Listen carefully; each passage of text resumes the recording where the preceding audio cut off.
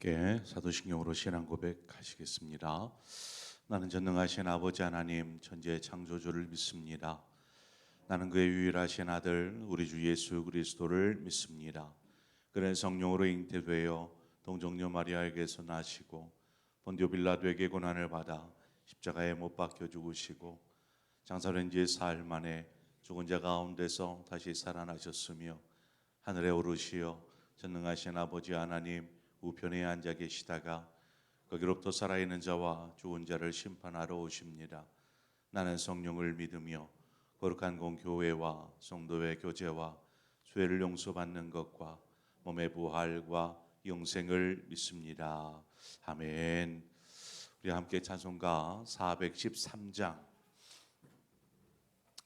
찬송가 413장 내 평생 가는 길 순탄하여 우리 찬송 413장 함께 찬송하도록 하겠습니다.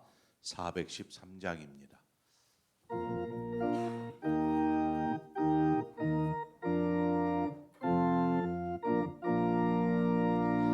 내 평생에 가는 길 순탄하여 늘 잔잔한 강 같은지 큰 풍파로 무섭고 어렵든지 나의 영혼은 늘 변하다. 내 영혼 평안해. 내 영혼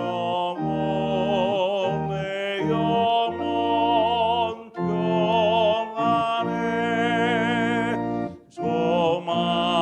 조마귀는 우리를 삼키려고 입 벌리고 달려와도 주 예수는 우리의 대장되니 끝내 싸워서 이기리라. 내 영혼 평안해. 내 영혼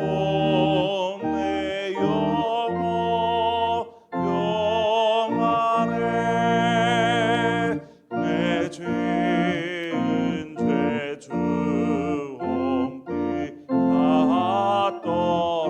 같더라도 주 예수께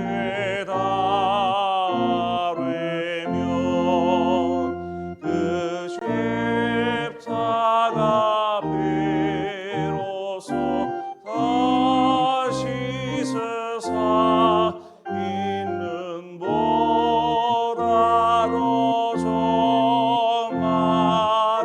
정하리라. 내 영혼 평안해. 내 영혼 평안해.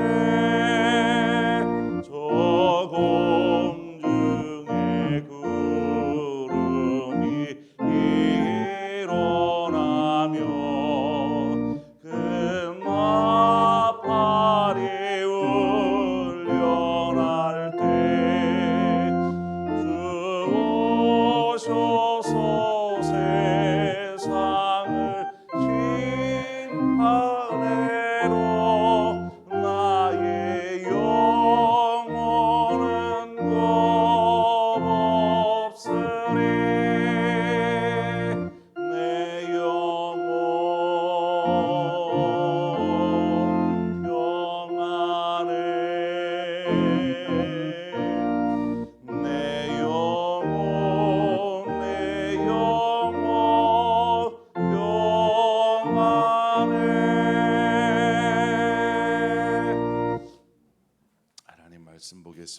있습니다. 사무엘상 23장 15절에서 18절의 말씀입니다.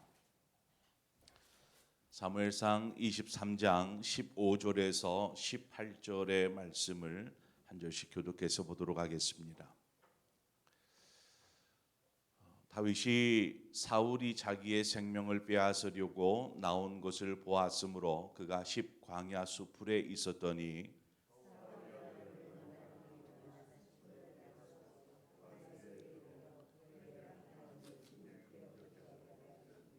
곧 요나단이 그에게 이르기를 두려워하지 말라.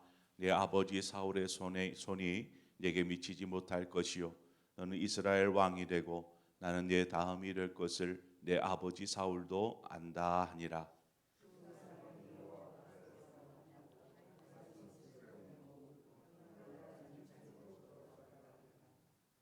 아멘. 사울과 다윗 간에 쫓고 쫓기는 그러한 상황이 계속되고 있습니다. 그런 가운데 다윗이 이제 광야에 숨어 있을 그때에 요나단이 다윗을 찾아옵니다.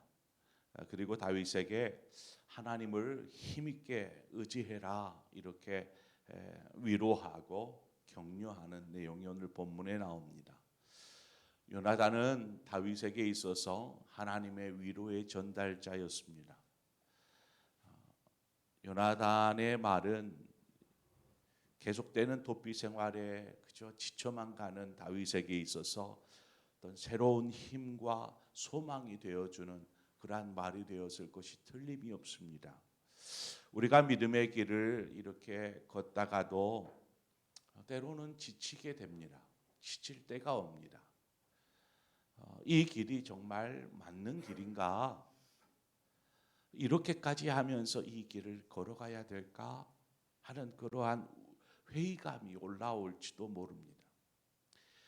또 삶의 여러 가지 힘겨운 상황들이 우리의 신앙의 걸음을 더디게 하고 또 때로는 주저앉게도 만들기도 합니다. 어떤 정도는 이런 생각들을 하면 또 이러한 상황에 처하면 그저 적당하게 내가 이렇게 열심을 냈다고 뭔 일이 있나 하면서 그저 적당하게 타협하고 또 뒤로 이렇게 물러서는 경우들을 또한 보게 됩니다. 하나님은 다윗에게 지금 요나단을 보내셨습니다. 그리고 다윗을 위로하고 격려하시죠. 우리에게 요나단과 같은 위로자 또 격려자가 필요합니다. 분명 하나님께서 우리에게 위로자가 되어 주십니다. 하나님께서. 그런데 때론 사람의 위로 한마디가 또 건네는 말 한마디가 참 큰 힘이 될 때가 있습니다. 여러분 그러한 여러분에게 위로자가 필요하십니까? 저는 여러분에게 권면하고 싶습니다. 자신에게 위로와 또 격려가 필요하듯이 다른 누군가도 위로와 격려가 필요하다는 것입니다. 자, 그래서 여러분이 누군가에게 위로자나 격려자가 되어 주시기 바랍니다. 나에게 필요한 것은 분명히 다른 사람도 필요한 것입니다. 그래서 하나님 나에게 위로자, 격려자를 주십시오가 아니라 내가 다른 사람에게 위로자, 격려자가 된다라면 믿음의 동역자가 되어서 함께 이 길을 걷고 있는 우리가 서로에게 힘이 되어 주어야 하지 않겠습니까? 살아남기 위해서 서로 경쟁하는, 그래서 막 물어뜯고 상처를 주는 이러한 세상과 같이 아니하고 우리는 하나님의 나라, 하나님의 교회로서 서로에게 힘이 되어주고 서로에게 격려가 되어주고 서로에게 위로가 되어줘야 하는 것입니다. 이사야 41장 10절은 말합니다. 두려워하지 말라. 내가 너와 함께함이니라. 놀라지 말라. 나는 내 하나님이 됨이니라. 내가 너를 굳세게 하리라. 참으로 너를 도와주리라. 참으로 나의 의로운 오른손으로 너를 붙들리라. 하나님의 위로하심입니다. 하나님의 격려입니다. 이것이 하나님께서 우리를 향하신 위로라면 오늘 요나단이 다윗을 위로하듯이 옆에 계신 분들의 위로가 되어 주시기를 바랍니다. 남편은 아내의 위로자가 되어야 합니다. 아내는 남편에게 격려자가 되어 주어야 합니다. 자녀도 마찬가지입니다. 시기하기 좋아하고 판단하고 정죄하기 좋아하는 이러한 세파에 찌들려 사는 현대인들에게 가장 필요한 것이 아마 이 위로와 격려가 아닐까 싶습니다. 여러분 오늘 가셔서 가족들에게 어떤 위로와 격려의 말 한마디 한번 해보시기 바랍니다. 직장을 가시거든 혹은 친구를 만나시거든 누군가를 만나거든 격려의 말 한마디 한번 해보시기를 바랍니다. 놀라운 일이 일어날 것입니다. 본문 17절에 보니까 곧 요나단이 그에게 이르기를 두려워하지 말라. 내 아버지 사울의 손이 내게 미치지 못할 것이요 너는 이스라엘 왕이 되고 나는 내 다음이 될 것을 내 아버지 사울도 안다 하니라. 요나단이 다윗을 찾아와서 위로와 격려뿐만 아니라 참 놀라운 이야기를 꺼내고 있습니다. 너는 이스라엘의 왕이 되고라는 것이죠. 너는 이스라엘의 왕이 되고. 사울 왕의 아들이 이 말을 한다라는 거 쉽지 않은 것입니다. 가만히 두면 사울 왕의 아들인 요나단이 이스라엘의 두 번째 왕이 되어야 하는 것이 순서이고 순리입니다. 그런데 요나단이 다윗을 찾아와서 내가 이스라엘의 왕이 되고라고 말을 하고 있습니다. 하나님을 경외하는 요나단, 이 요나단은 이미 하나님의 뜻이 무엇인지 어디에 있는지 알고 있었습니다. 하나님께서 이미 다윗에게 기름을 부으셨다라는 것을 요나단이 알고 있어서 이런 말을 했는지는 정확하지는 않습니다. 그러나 그는 하나님의 마음이 아버지 사울에게서 떠나 다윗에게 있다라는 것을 요나단은 알고 있었습니다. 하나님의 마음이 다윗에게 있구나라는 것을 아는 것이죠.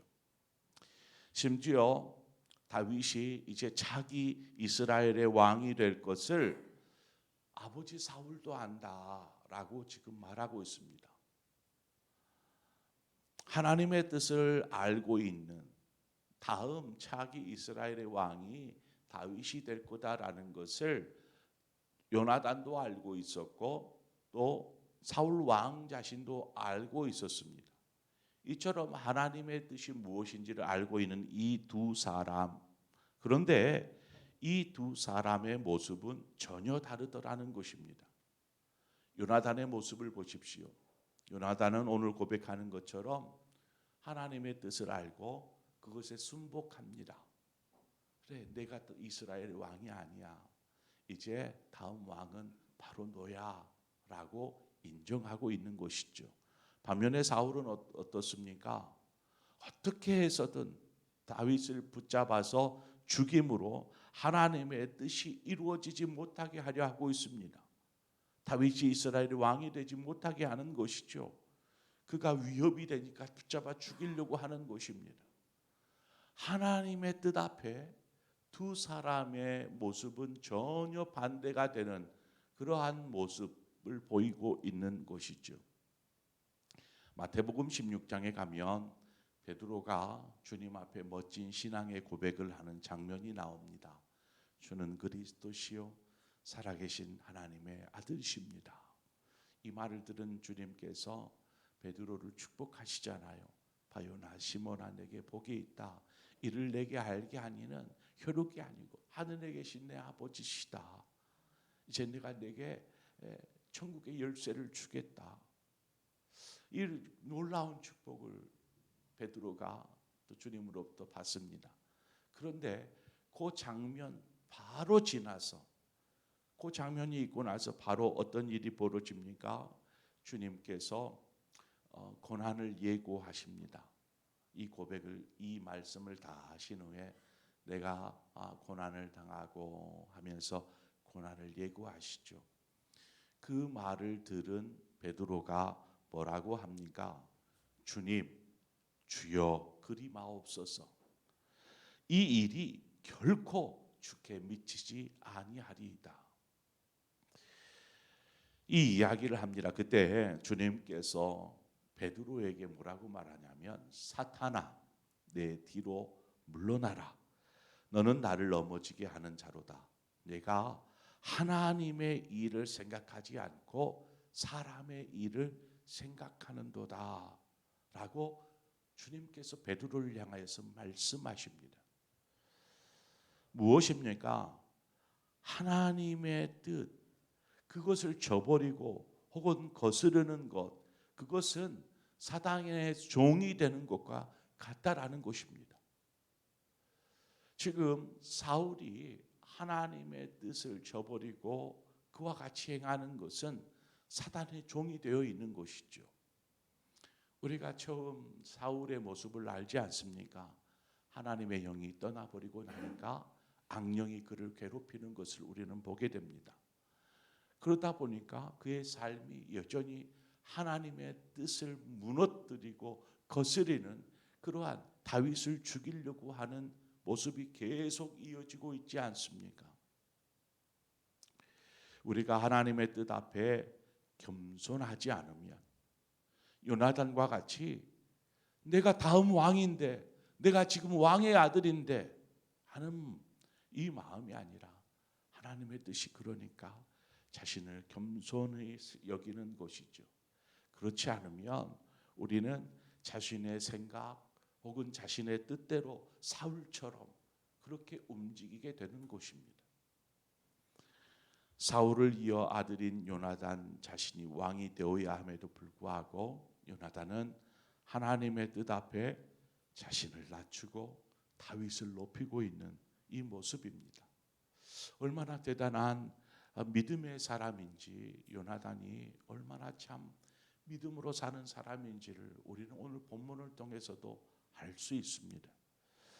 위로자요 격려자이며 또한 하나님의 뜻이 이루어지도록 자신을 겸손히 낮추는 이 요나단의 모습을 보면서 우리는 어떤 마음을, 또 우리는 어떤 것을 본받으며 살아야 할까요? 마지막에 가보면 요나단과 다윗이 다시금 언약을 갱신합니다. 너 나 잊지 말아라. 나도 너 잊지 않을 거야. 너는 왕이 되어라. 나는 너 다음이 될게.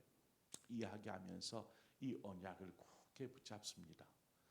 서로에게 믿음의 또 격려자요 위로자요 함께 동역해 나아가는 하나님의 나라를 이루어가는 이 두 사람 사이에 이루어진 그러한 언약인 것이죠. 우리는 하나님께서 언약 백성으로 불러주신 줄 믿습니다. 언약 백성으로서 그 언약을 붙잡는 것이죠. 누가 잘나고 누가 잘되고 누가 높고 이게 문제가 되지 않습니다. 우리에게 필요한 것은 하나님의 뜻을 이루는 것이고 그 뜻을 이루기 위해서 때로는 겸손이 필요하면 다른 사람보다 더 낮아질 줄 알아야 하고 내게 위로가 필요하고 격려가 필요하다 여겨질 때에 그래 저 사람에게도 위로가 필요하지 하면서 위로하고 먼저 격려해 줄 아는 사람, 요나단과 같은 그러한 믿음의 삶을 사시는 저 여러분의 삶이 되어지기를 축원합니다. 함께 기도하겠습니다. 좋으신 아버지 은혜를 감사합니다. 하나님은 우리에게 늘 위로자였고 또 격려자가 되어 주셨습니다. 아무것도 염려하지 말라. 내가 너와 함께하겠다. 내가 내 이 의로운 발로 너를 붙잡아 주겠다 말씀하시며 우리를 위로해 주시는 아버지, 때로는 누군가를 보내서 우리를 또 격려하고 계신 그 하나님을 바라봅니다. 하나님 이처럼 오늘날 서로가 이기적이고 자신이 더 잘난 것처럼 서로를 시기하고 경쟁하는 사회 속에서 하나님의 나라를 이루어가는 우리가 하나님의 뜻을 따라 서로 위로하고 격려하며 함께 동역해 나아갈 수 있도록 인도하여 주시옵소서. 그래서 오늘 말씀에서와 같이 요나단처럼 누군가에게 큰 힘이 되어줄 수 있는 위로자요 격려자가 되어지게 하여 주시옵소서. 하나님, 무엇보다도 하나님, 우리가 하나님의 마음과 하나님의 뜻을 알아 그 뜻을 이루는 삶을 살기를 원합니다. 그 뜻이 하나님 우리에게 겸손히 낮아짐을 요구한다라면 요나단처럼 겸손히 낮아지고 다른 사람을 더 높일 줄 아는 그러한 겸손의 사람이게 하여 주시옵소서. 이처럼 하나님의 뜻을 이루는 우리 모든 성도들 되게 하여 주옵소서. 예수님의 이름으로 기도합니다. 아멘. 오늘 이 시간 말씀을 생각하면서 우리 스스로 결단하기를 원합니다. 결단하지 않으면 말씀은 그냥 끄떡끄떡이고 맙니다. 은혜가 되는 말씀이란 결국 삶에서 이루어지는 삶으로 행동으로 드러나는 것이 바로 은혜 있는 말씀입니다.